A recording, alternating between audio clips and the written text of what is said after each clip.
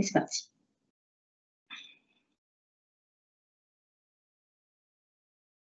Bonjour à tous. Bienvenue à ce webinaire organisé dans le cadre du Salon Go 2024, Salon de la création et reprise entreprise 13e édition. Je me présente, Coralie Slomian, juriste en droit des affaires au sein de la Chambre de commerce de la Moselle. J'ai 10 minutes chrono pour vous expliquer comment comprendre votre bail commercial. Je vous invite à poser vos questions via le chat qui est à votre disposition. Vous le trouverez en haut de votre écran, dans les deux petites bulles, et je traiterai vos questions à la fin de la présentation.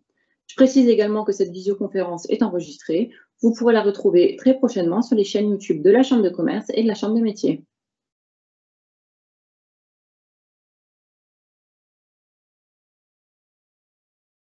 Entrons dans le vif du sujet avec la définition du bail commercial. Donc, le bail commercial, c'est un contrat de location d'un local dans lequel est exercée une activité qui va être commerciale, industrielle ou artisanale. Donc, dans le cadre de cette présentation, je ne vais me focaliser que sur le bail commercial. Il faut savoir qu'il existe de multitudes de types de baux, le bail précaire, le bail rural, le bail amphithéotique, etc. Ici, moi, je ne parlerai vraiment que du bail commercial tel qu'il est défini par le Code de commerce. Donc, pour que le bail commercial puisse s'appliquer, il faut que 4 conditions soient réunies. La première condition, c'est l'existence d'un contrat de bail, c'est-à-dire qu'un propriétaire foncier, doit mettre à la disposition d'un locataire un local qui est à usage commercial. En contrepartie, le locataire va payer un loyer. La deuxième condition, c'est que le contrat doit porter sur un immeuble ou un local qui a une construction immobilière et qui va présenter un caractère stable et permanent. Le local doit être à usage commercial, c'est-à-dire qu'il doit être affecté à l'usage d'une activité commerciale, artisanale ou industrielle. Petit aparté, donc l'activité commerciale, ça va être le fait de réaliser des actes de commerce, par exemple une activité d'achat-revente de vêtements. L'activité artisanale, elle, c'est plutôt de la prestation de services, de la boulangerie, de la pâtisserie, toutes les activités du bâtiment, etc. ou industrielle. Donc là, ça va être de la manipulation, de la fabrication de matières premières. La troisième condition, pour qu'on entre dans le cadre du bail commercial, ça va être l'exploitation d'un fonds de commerce dans les lieux. Donc, le fonds de commerce, on ne va pas revenir sur la définition, mais pour comprendre grosso modo ce que c'est, le fonds de commerce, lui, il est composé de différents éléments. Les éléments corporels, tout ce qui va être votre matériel, votre stock, la marchandise, etc. Mais aussi les éléments incorporels, votre clientèle, votre nom, le droit au bail, etc., etc. La dernière condition, ça va être l'immatriculation du locataire, donc a priori vous, en tant que chef d'entreprise, au registre national des entreprises. C'est-à-dire que vous devez effectivement déclarer votre immatriculation auprès du RNE pour effectivement pouvoir signer un bail commercial. Une fois qu'on a vu donc, la définition du bail commercial, nous allons voir le formalisme à respecter. Donc, juridiquement, il n'y a pas de formalisme à respecter. C'est-à-dire qu'il n'y a pas de forme qui va être imposée par le Code de commerce pour la conclusion d'un bail commercial. Le bail verbal, il peut tout à fait exister. Là-dessus, il n'y a aucune disposition législative contraire, mais il peut aussi être écrit. D'ailleurs, je vous conseille vivement d'écrire votre bail commercial. Au moins, ça sera plus facile d'en apporter la preuve. Si le bail est écrit, il y a 2 modalités particulières. C'est qu'il doit soit être écrit sur un support papier ou sur un support électronique. Vous pouvez écrire votre contrat sur Word, etc. Mais il faut bien toujours qu'il soit signé par les 2 parties.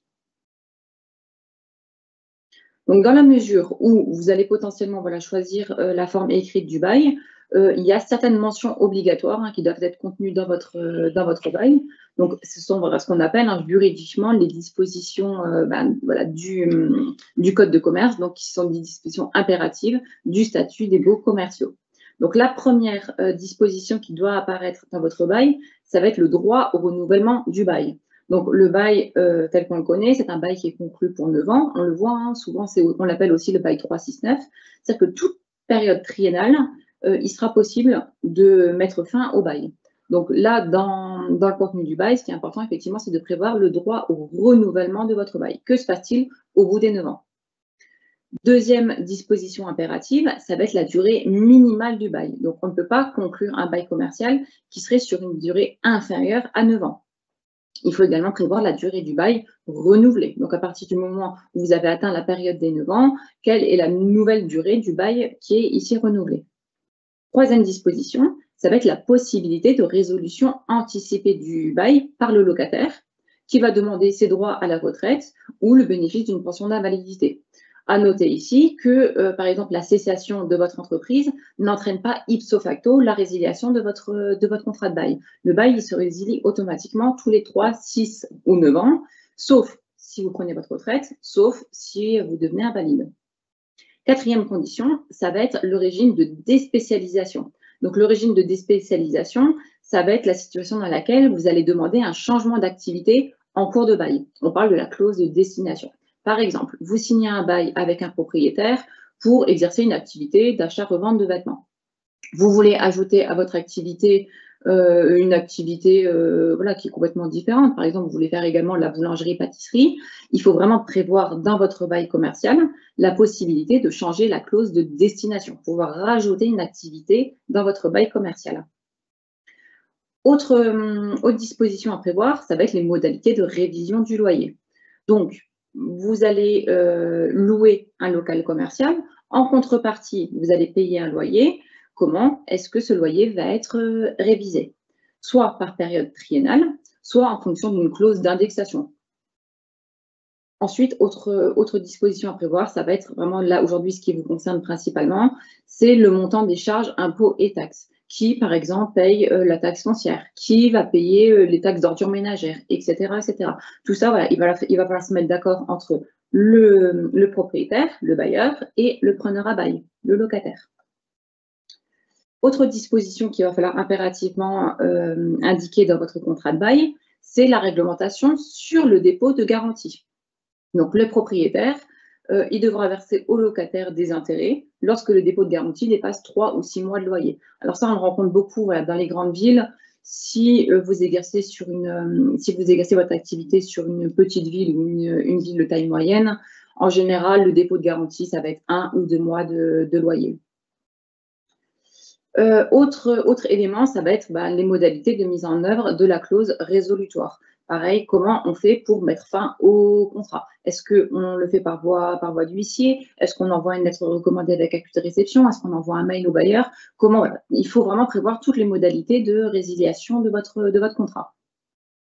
De la même façon, hein, voilà, c'est vraiment les modalités aussi pour donner congé et mettre fin à votre bail commercial. Tout ça, effectivement, il faut vraiment le prévoir dans votre bail. Et enfin, la clause qu'il faut vraiment aussi intégrer dans le bail commercial et qui est prévue par le Code de commerce, c'est les modalités pour demander le renouvellement de votre bail. Donc ça, c'est la situation dans laquelle où vous avez conclu un bail, au bout des 9 ans, que se passe-t-il? Vous voulez demander le renouvellement de votre contrat, il faut prévoir ab initio, donc au moment de la signature du contrat, quelles sont les modalités pour renouveler votre bail. À noter tout de même qu'il y a certaines clauses qui sont, elles, interdites par contre dans le bail commercial. Donc, parmi les clauses interdites, on a ici les cessions du bail. Par exemple, un contrat de bail ne peut pas prévoir une clause qui interdirait au locataire de céder son bail commercial. On l'a vu tout à l'heure, le droit au bail, ça fait vraiment partie des éléments du fonds de commerce. Également, dans les clauses interdites, ça va être toutes les clauses qui vont être relatives au redressement et à la liquidation judiciaire en cas de difficulté sur votre entreprise. Le contrat, il ne peut pas prévoir que le bail est automatiquement résilié en cas de procédure collective. Comme je le disais tout à l'heure, de la même façon, on ne peut pas mettre fin au contrat par la simple fait de la cessation d'activité de votre entreprise ou de votre société.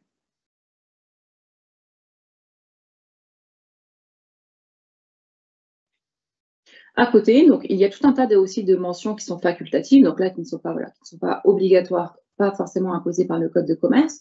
Donc là, c'est vraiment la libre discrétion des parties. Donc, indéniablement, si le bail est écrit, il peut comporter plusieurs mentions.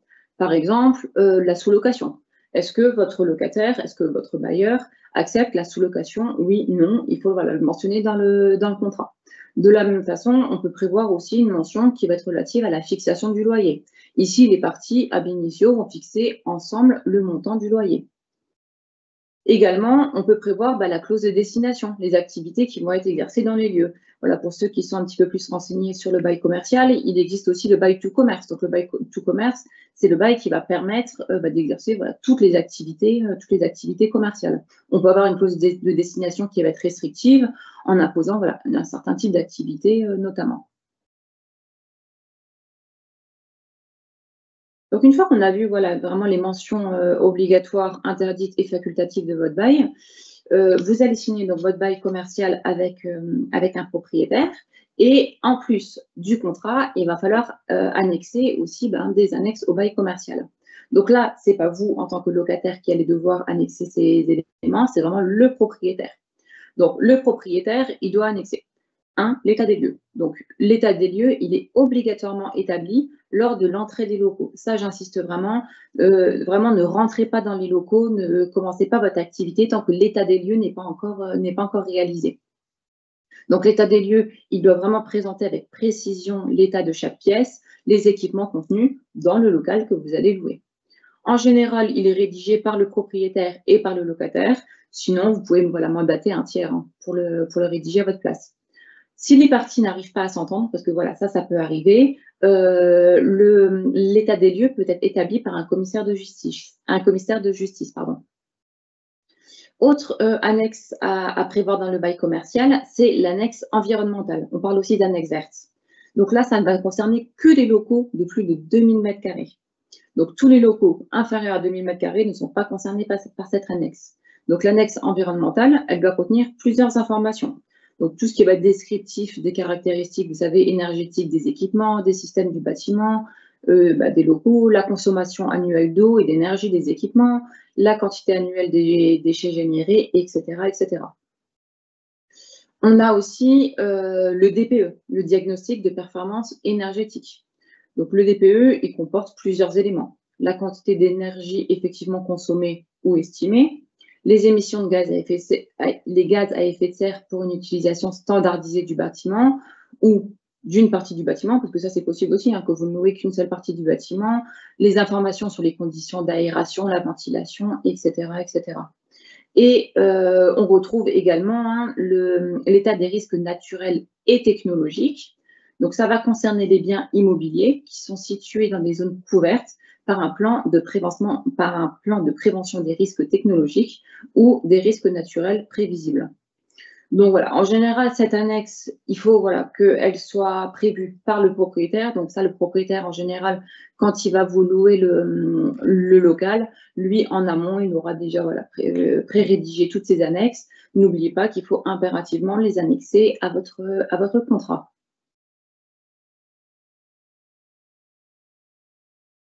Donc, écoutez, merci pour votre participation. N'hésitez pas à poser des questions. Je peux revenir sur des éléments si il y a certains éléments qui pour vous n'étaient pas clairs. Donc, n'hésitez vraiment pas à poser vos questions.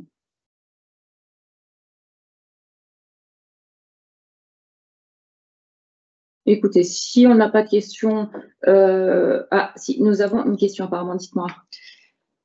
Bonjour Coralie, moi je me posais un petit peu des questions. Quand on parle du dépôt de garantie, on parle des fois de terme. Alors le terme, c'est pas forcément qu'un mois. Est-ce que le terme, ça peut être aussi autre chose quand on parle de dépôt de garantie? Oui, effectivement. Alors, le terme, ça va vraiment être en fait une périodicité de loyer. Donc, la périodicité, ça peut être une périodicité mensuelle ou trimestrielle. Si vous voulez payer votre loyer tous les mois, alors voilà, effectivement, à voir avec votre bailleur, mais vous avez la possibilité de payer tous les mois ou tous les trimestres. En revanche, si vous décidez de payer votre loyer tous les trimestres, le dépôt de garantie, ça sera 1, 2, voire 3 trimestres. On a également une question anonyme. Donc, bonjour, pour le bail précaire, ça se passe comment? Donc là, comme je le disais, ici, on ne va parler vraiment que du bail commercial. Le bail précaire ne rentre pas du tout dans les dispositions du bail commercial. Le bail précaire, c'est un bail à part, alors qu'il peut aussi, vous pouvez également exercer une activité commerciale, artisanale ou industrielle. Mais alors là, sur une durée beaucoup plus réduite, c'est un contrat qui ne doit pas excéder 3 ans. Mais toutes les dispositions impératives des baux commerciaux ne s'appliquent pas du tout. Là, vraiment, tout ce dont on vient de parler ne s'applique pas au bail précaire. Est-ce qu'un bail précaire peut se transformer en bail commercial? Effectivement, le bail précaire peut se transformer en bail commercial.